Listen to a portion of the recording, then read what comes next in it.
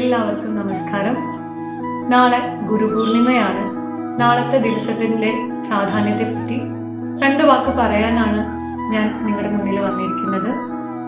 ആഷാഢമാസത്തിലെ, അതായത് ചന്ദ്രകലണ്ടർ പ്രകാരം 4ാമത്തെ മാസം ആഷാഢമാസം, മോസ്റ്റ് പ്രോബബ്ലി ജൂൺ ജൂലൈ മാസങ്ങളിലാണ് ഗുരുപൂർണിമ വരിക. നമ്മുടെ ഭാരതത്തിൽ മൊത്തം ലോകമെമ്പാടും എല്ലാവരും ആഘോഷിക്കുന്ന ഒരു ഫെസ്റ്റിവൽ തന്നെയാണ് ഇന്ന് ഗുരുപൂർണിമ. അപ്പോൾ എന്താണ് ഗുരുപൂർണിമ എന്നും അതിന്റെ പ്രാധാന്യം എന്താ എന്നും ഇനിയുള്ള നമ്മുടെ ഓരോ ഗുരുപൂർണിമകളും എങ്ങനെ മനോഹരമായിട്ട് ആഘോഷിക്കാമെന്നും ആണ് ഈ വീഡിയോയിൽ പറയുന്നത്. അപ്പൊ എന്താണ് ഗുരുപൂർണിമയുടെ പ്രാധാന്യം? കുറെ നിർവചനങ്ങൾ ആചാര്യന്മാർ പറഞ്ഞിട്ടുണ്ട്. ആദിയോഗി ആയി ഗുരുവിനെ മാറ്റിയ ദിവസമാണ് ഈ ഗുരുപൂർണിമ. അതുപോലെ തന്നെ മഹാഭാരതം രചിച്ച് ഇന്ന് കാണുന്ന വേദങ്ങൾ എല്ലാം സമാഹരിച്ചു തന്ന വേദവ്യാസന്റെ ജന്മദിനമായിട്ടും ഗുരുപൂർണിമയെ പറയാറുണ്ട്. അതിന് നമ്മൾ വ്യാസപൂർണിമ എന്നും ചില ദേശങ്ങളിൽ പറയുന്നുണ്ട്. ബുദ്ധ മതപ്രകാരം ബുദ്ധന് എൻലൈറ്റ്മെന്റ് കിട്ടി അദ്ദേഹം സാരനാഥില് ശിഷ്യന്മാരെ അഭിസംബോധന ചെയ്ത ദിവസം കൂടിയാണ് ഗുരുപൂർണിമ. ജൈനമതക്കാര് വിശ്വസിക്കുന്നത് പോലെ മഹാവീരന് അദ്ദേഹത്തിന്റെ ശിഷ്യന്മാരെ ലഭിച്ച ദിവസമാണ്. അങ്ങനെ ഒത്തിരി സ്പിരിച്വൽ ആയിട്ട് ഉള്ള കാര്യങ്ങൾ നടന്ന ദിവസമാണ് ഈ ഗുരുപൂർണിമ എന്ന് പറയുന്ന ദിവസത്തില്. അപ്പൊ ഈ ഗുരുപൂർണിമ നമ്മൾ എങ്ങനെ ആഘോഷിക്കണം, നമ്മൾ എങ്ങനെ ആ ഒരു ഗുരുപൂർണിമയെ സ്വീകരിക്കണം എന്ന് പറഞ്ഞാല് നമ്മുടെ മനസ്സും ശരീരവും അതിനായിട്ട് പ്രിപ്പയർ ചെയ്യണം. അപ്പൊ ആരാണ് ഗുരു? ആരുടെ പിക്ചറാണ് നമ്മുടെ ഉള്ളിൽ വരേണ്ടത്? ഗുരു എന്ന് പറഞ്ഞാൽ ഏതെങ്കിലും ഒരു വ്യക്തിയാണോ? നമ്മുടെ പുരാണങ്ങളും ഉപനിഷത്തുക്കളും പറയുന്നത് പോലെ തന്നെയാണ് ഗുരു എന്ന് പറയുന്നത് നമ്മുടെ ഉള്ളിലുമുണ്ട്, നമ്മുടെ ചുറ്റിനുമുണ്ട്. Guru within, inside and guru outside. അപ്പോൾ ഈ 2 രീതിയിലുള്ള ഗുരുക്കന്മാരെയും നമ്മൾ ഈ ഗുരുപൂർണിമ ദിനത്തില് നമ്മൾ മനസ്സുകൊണ്ടും ശരീരം കൊണ്ടും വന്ദിക്കണം. അപ്പോൾ എങ്ങനെ നമുക്ക് അതിന്റെ പ്രാക്ടീസ് രീതി എങ്ങനെയാക്കാം?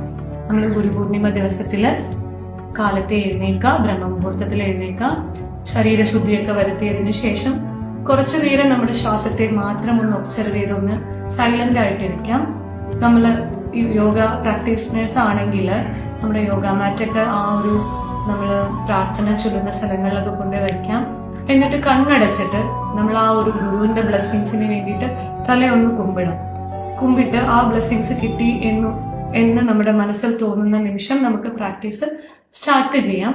ഫ്ലവേഴ്സോ അല്ലെങ്കിൽ ഫ്രൂട്ട്സ് ഒക്കെ ആ ഒരു ഗുരുപാദങ്ങളിൽ വെക്കുന്നത് പോലെ നമുക്ക് ചെയ്യാവുന്നതാണ്. കൂടാതെ സൂര്യ നമസ്കാരം, നാഡീശുദ്ധി, പ്രാണായാമ, ഭ്രാമരി അതെല്ലാം പ്രാക്ടീസിന്റെ രീതിയിൽ ഉൾപ്പെടുത്തണം. ടീച്ചേഴ്സിനെ വന്ദിക്കാനുള്ള ഒരു ദിവസമായിട്ട് സ്റ്റുഡൻസ് കാണണം. ആശ്രമങ്ങളിലൊക്കെ ആണെങ്കിൽ ഗുരുവിന്റെ പാദപൂജകളും സേവനങ്ങളും എല്ലാം ചെയ്യുന്നുണ്ട്. അതുപോലെ നമ്മൾ ഒരു റിസൾട്ടും കിട്ടാത്ത സോഷ്യൽ ആക്ടിവിറ്റീസ് ചെയ്യണം. അതായത് നമ്മൾ റിസൾട്ട് എക്സ്പെക്ട് ചെയ്തുകൊണ്ടല്ല, സെൽഫ്ലെസ് ആയിട്ട് നമുക്ക് എന്തൊക്കെ സർവീസ് ചെയ്യാൻ പറ്റുമോ അങ്ങനെയുള്ള സർവീസിൽ നമ്മുടെ ലൈഫിലേക്ക് കൊണ്ടുവരാനായിട്ട് ശ്രമിക്കണം. ഇനി അപ്പോൾ എങ്ങനെയാണ് നമ്മുടെ ഉള്ളിലുള്ള ഗുരുവിനെ പ്രകാശിപ്പിക്കേണ്ടത്? അതറിയാം. ഈ ഉള്ളിലുള്ള ഗുരു എപ്പോഴും നമ്മളോട് മന്ത്രിച്ചുകൊണ്ടിരിക്കുന്നുണ്ട് ശബ്ദരൂപത്തില്. പക്ഷെ നമ്മുടെ ചില ലൈഫ് സ്റ്റൈല് കാരണം നമുക്ക് ആ ഗുരുവിന്റെ സൗണ്ട് കേൾക്കാനായിട്ട് സാധിക്കുന്നില്ല.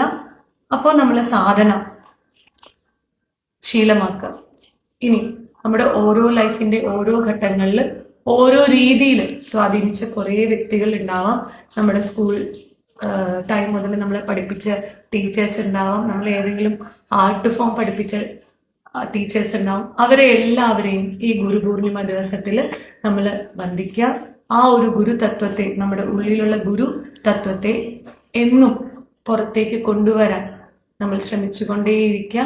നമ്മുടെ ഈ ഒരു ലൈഫിന്റെ പാതയിൽ നിങ്ങൾക്ക് തെറ്റായ മാർഗത്തിൽ നിന്ന് ശരിയായ മാർഗത്തിലേക്ക് നമ്മളെ നയിച്ച എല്ലാ ഗുരുക്കന്മാരെയും ഈ ഗുരുപൂർണിമ ദിനത്തിൽ നിങ്ങൾ വന്ദിക്കുക. അതിനായിട്ട് സാധന നിർബന്ധമായിട്ടും ശീലമാക്കുക.